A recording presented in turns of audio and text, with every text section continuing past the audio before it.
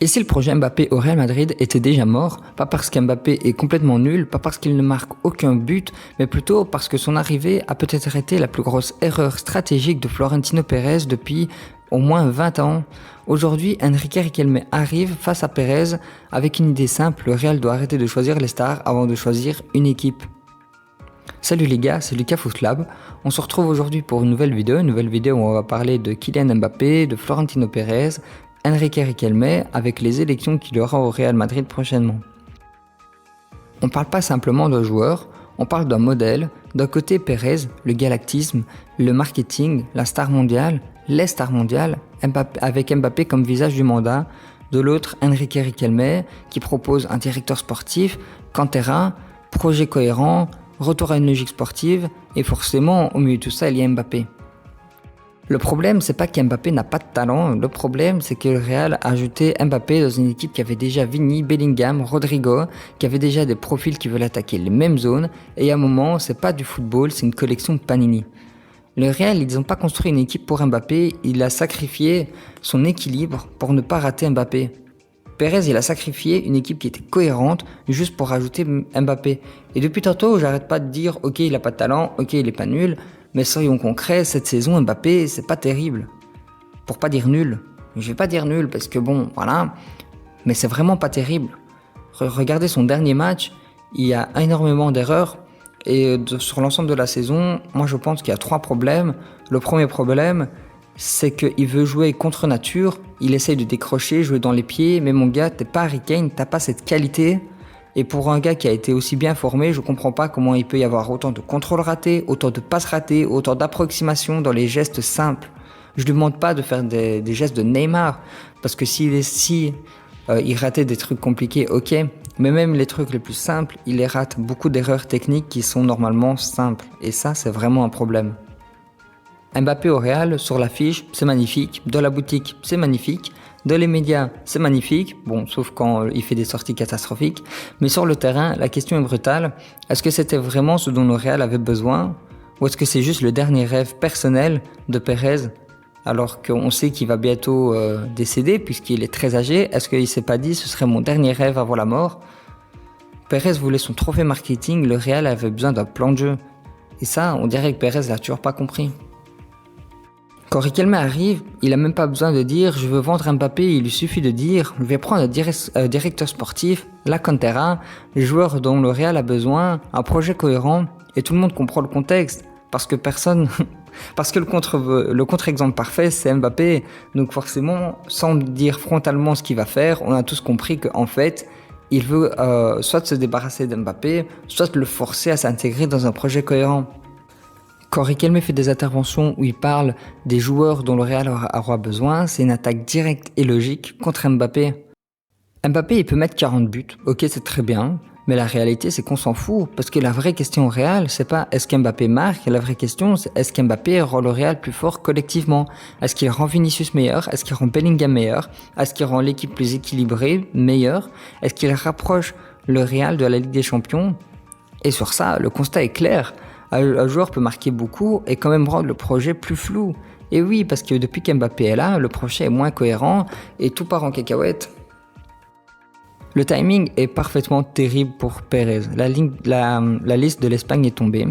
L'Espagne part au mondial sans aucun joueur du Real Madrid. Aucun.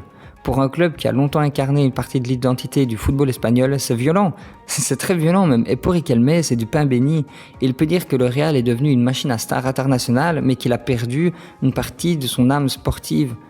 Quand le plus grand club espagnol n'envoie aucun joueur avec l'Espagne, ce n'est pas un détail, c'est un signal d'alarme. Si Riquelme gagne, la question doit être posée, pas par haine, pas par buzz, mais par logique sportive.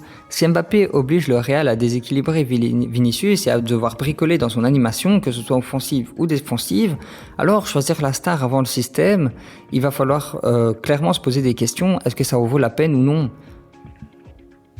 Je suis pas fou, je sais que vendre Mbappé, ce sera vraiment pas simple, parce qu'il faut un acheteur, il faut l'accord du joueur, il faut assumer politiquement, donc non, on peut pas dire qu'en claquant des doigts, il va se débarrasser d'Mbappé, ça, je suis parfaitement d'accord avec vous.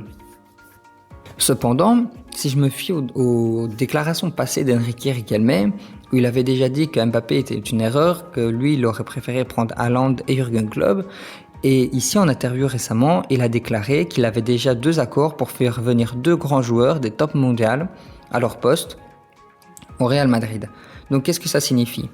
Ça signifie que si c'est un attaquant, il va devoir y avoir un départ. Alors oui, le plus simple, évidemment, ce serait de faire partir Vinicius. Il est en fin de contrat, il n'a pas encore prolongé. Mbappé, lui, il a encore 4 ans de contrat, ça va être compliqué, etc., etc. Ok.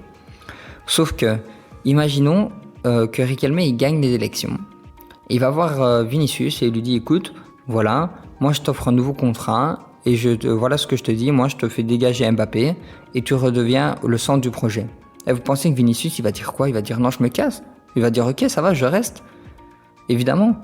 Ensuite, Riquelme, qu'est-ce qu'il a à faire ? Il fait venir ses joueurs. Imaginons, il voulait Haaland. Imaginons qu'il puisse faire venir Haaland. Il fait venir Haaland.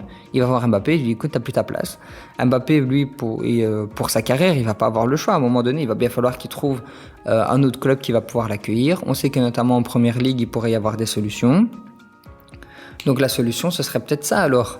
Parce que le projet d'Enrique Riquelme, pour moi, il est pas compliqué.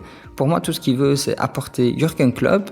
Et j'ai entendu dire, c'est des bruits de couloir, j'ai absolument aucune certitude, mais il paraîtrait qu'il aurait un préaccord avec Jürgen Klopp en cas de victoire des élections.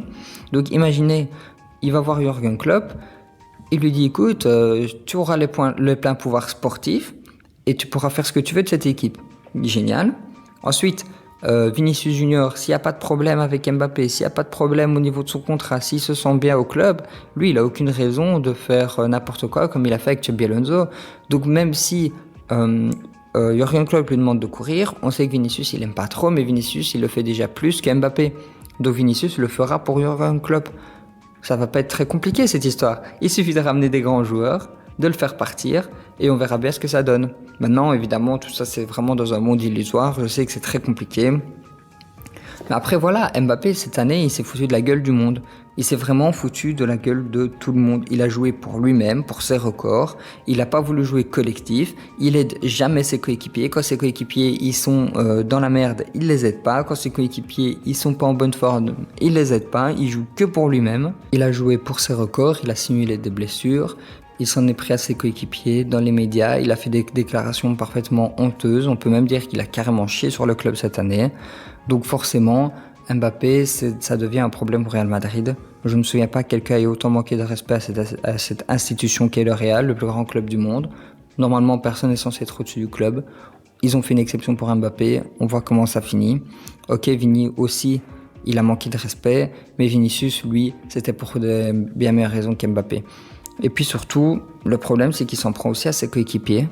Et quand tu t'en prends comme ça à tes coéquipiers, notamment en interview, après qu'il ait dit ces déclarations, là, je suis le 4e attaquant, machin, c'est clairement se moquer de ses coéquipiers. Comment ses coéquipiers, après, ils vont le vivre dans le vestiaire ? Surtout que c'est quelqu'un qui veut déjà tous les ballons, qui est déjà toxique sur un terrain. Je me souviens d'un match où Mastantuono, il tente une frappe sur le match, l'autre il pète un câble parce que Mastantuono lui a pas donné le ballon. Mais il a 18 ans, Mastantuono. Calme, laisse-le essayer, laisse-le jouer. Un peu de collectif, non, tout pour lui-même. Donc rien que pour ça, je pense que effectivement, si tu veux faire un projet sportif cohérent, tu dois vendre Mbappé. Pour conclure, et je vais pas radoter encore, Mbappé, c'est pas un joueur normal, c'est une star mondiale. Je pense que marketingement, il doit être numéro 1 actuellement dans le monde. Mais justement, c'est pour ça que ça fait autant de débat. C'est pour ça aussi que le débat il est si grave. C'est parce qu'au Real Madrid, personne ne devrait être plus important que le projet, pas même Mbappé, pas même Vinicius et pas même Pérez. Parce que Pérez aussi, en ce moment, il fait n'importe quoi. Et quand il se défend, il dit oui, mais je suis le plus grand président du monde. Oui, mais je suis le plus grand président du Real Madrid, etc. Si vous m'attaquez, vous attaquez le Real. Non, tu n'es pas le Real Madrid. Et je pense que tout ça, c'est peut-être aussi en train de monter à la tête de Pérez. Donc, et si Riquelme veut changer le Real Madrid, il va devoir poser la question interdite. Est-ce que le projet Mbappé est encore compatible avec le Real de demain ? Et finalement, c'est plus compliqué que ça n'y paraît. Mbappé n'est peut-être pas le problème du Real Madrid, ou en tout cas pas le seul, mais il est devenu le visage d'un problème que le Real ne peut plus éviter.